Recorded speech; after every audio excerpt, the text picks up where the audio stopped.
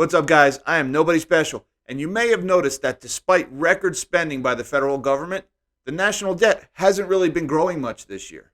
That's because the government has been spending last year's money, not this year's money, and they're about to run out. We're going to talk about what that might mean. Ready? Hit it. Thanks for joining me. I'm Jack Gamble, and I'm nobody special. And the story today is the federal government is about to run out of money. Now, that's not as doom and gloom as it sounds. What we're referring to is the Treasury General Account, basically the government's checking account. Now, Uncle Sam, or should I say Aunt Janet, started the year with about $1.6 trillion in the Treasury General Account. That's money that the Federal Reserve printed last year at the start of the pandemic and loaned to the government. Now, the government has been spending down this money in the form of stimulus and unexpanded unemployment and day-to-day operations of the government. For the first half of this year, they've been spending down that balance. Well, now they're down to about $750 billion left. And they've said that they're going to lower it down to about the historical average, which prior to the pandemic, the TGA had somewhere between $350 and $400 billion in there. So once they get down to that level, the government is going to have to start borrowing again. So we're going to talk about what that might look like.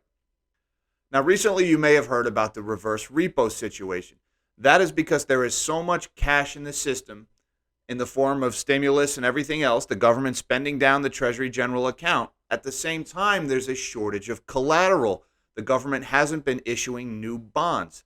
And banks hold our cash on their books as liabilities. So they need to have collateral, i.e. Treasury bonds, to offset those liabilities. And because the federal government has not been issuing many new bonds lately, the banks are flush with cash but not enough collateral. So they've been making these huge overnight loans back to the Federal Reserve to try to get right with the books. Now that's because of the supplementary leverage ratio, basically a rule that says the banks need to hold so much collateral for every dollar in their deposits. Now, there was an exemption to the supplementary leverage ratio, or the SLR, that was implemented after the onset of COVID. Now, back in March, the Federal Reserve reinstituted the SLR. They got rid of the exemption. So now the banks had to have the reserve. So the banks have been clamoring for any collateral they can get their hands on to try to offset these massive amounts of deposits. There's more money in the market right now than there's ever been. Now, that situation may reverse very soon because the federal government is almost done spending down the Treasury General Account. And the federal government is going to start issuing new Treasury bonds very soon to fund day-to-day operations. Now, right now, interest rates are very low. The Federal Reserve is printing money every month, and they're buying U.S. Treasury bonds to raise the prices of the bonds, which thus lowers the yield of the bonds. Remember, bond yields and prices are inversely correlated. Well, what happens when the federal government starts dumping new supply into the market? Well, if demand stays the same and supply goes up, price goes down. Now, that's a tough situation for the Fed because if the Treasury starts issuing new bonds and there is not enough new buyers to buy those bonds, it's going to cause those bond prices to drop and it's going to cause those yields to go up.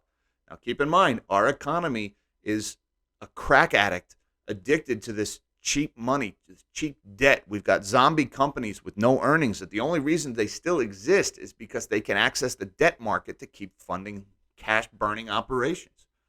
Well, if interest rates start climbing because of all this new debt supply hitting the market, those companies are going to start going out of business. They're not going to be able to afford to take out more debt to fund their operations. Now, the Fed has been saying they're going to taper their asset purchases, or they're talking about tapering their asset purchases. All right. Well, we saw last week, I talked about this in a video last week, the Fed is buying at a record pace. While they've been talking about lowering their asset purchases, they've actually been increasing their asset purchases.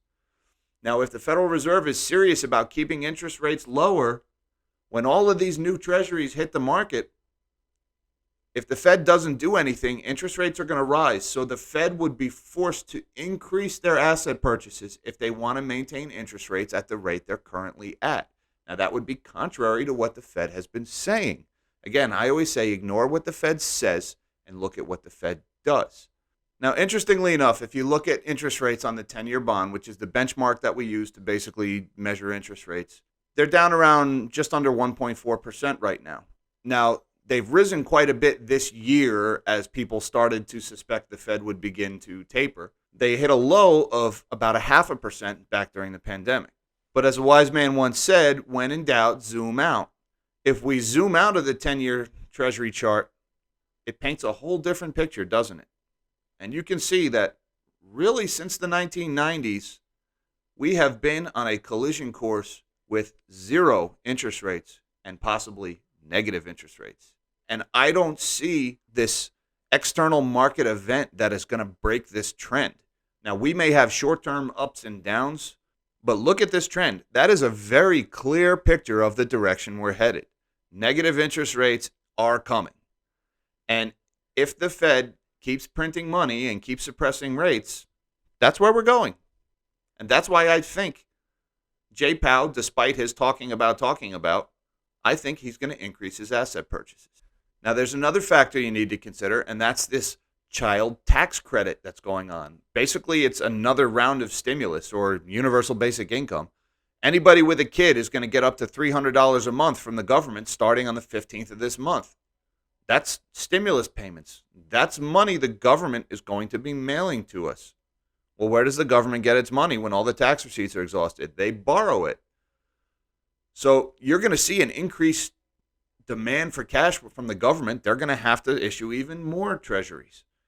So you've got this new round of stimulus coming into the market right around the same time the Treasury General Account gets drained.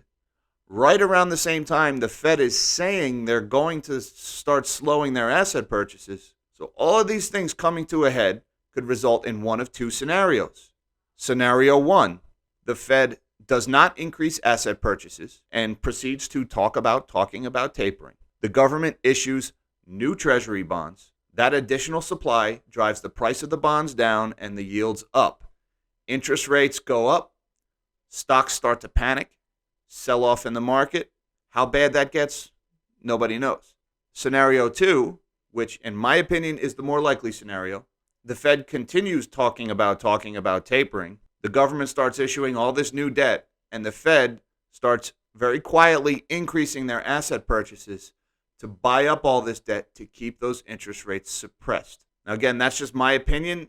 Who knows what the Fed actually does? But at this point, the direction the economy moves is almost 100% determined by which direction Jerome Powell decides to go in. I mean, he is a one-man economic wrecking ball. He can keep the everything bubble inflating further, or he can tear it all down. He can take his pin and pop it. It's up to him. It's up to the Federal Reserve. So the next few months is going to be pretty interesting, and we'll see what the Fed says, and we'll see what the Fed does. Guys, I really appreciate your time. If you like this video, please give me a thumbs up and subscribe to my channel. It would really help me out. Until next time, live small and dream big.